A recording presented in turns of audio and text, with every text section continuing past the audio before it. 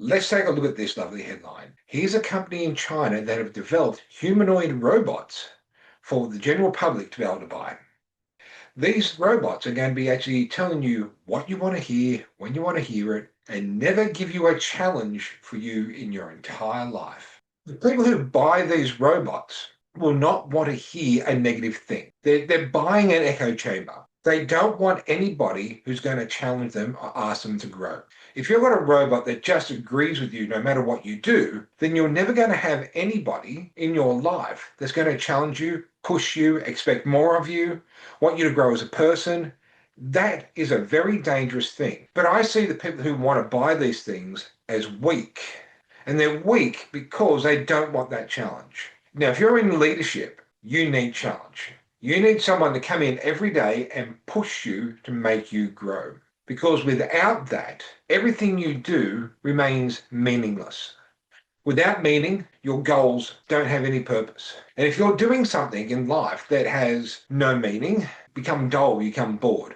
A challenge, whether it's to us personally or something we've got to get through, is something that gives our lives a little bit more excitement. It grows us. It stops us becoming stale. But lazy people want not to be challenged. The worst thing you can ever do is not push yourself. If you're never pushing yourself, you never grow. As leaders, we need to grow. We need people who are going to say no to us, who are going to challenge us on our ideas, who are not going just to let us do whatever we want.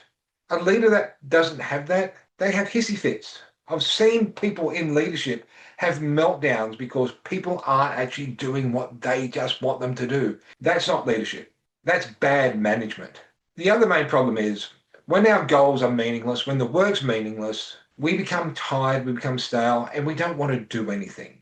My great example here is if you've got something to do that's meaningless and the outcome for it is meaningless, you're playing a video game and you're cheating at it. So you've got to stop and think, what is it that I want to do? What is it that I want to achieve? And does it have meaning and purpose in my life? You need to surround yourself with people who are not going to just accept everything you say and do. My wife has made me a better man.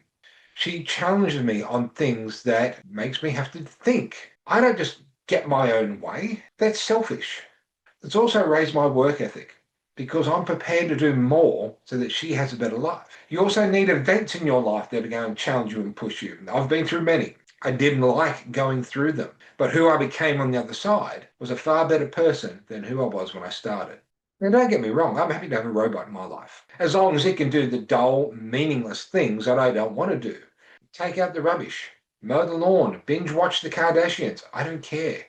Robots are there to help us. AI is there to help us. But at the very core of it, you must be there. AI and robots can assist. They can help you get through something, but you must face that challenge yourself. So let me ask you this. Do you know where you need to grow? Do you know what you want to achieve in life? Do you have goals? Are they meaningful goals?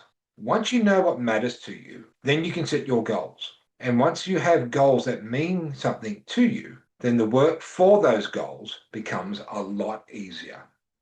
Now, if you're interested in learning more, all the links to the social medias are down below. There's also the link to the free ebooks about how to use AI. And don't forget to buy the book, The Discipline of Time. You are capable of doing more. You want the challenge and you will grow. I'm Terry Shadwell. Have a great day.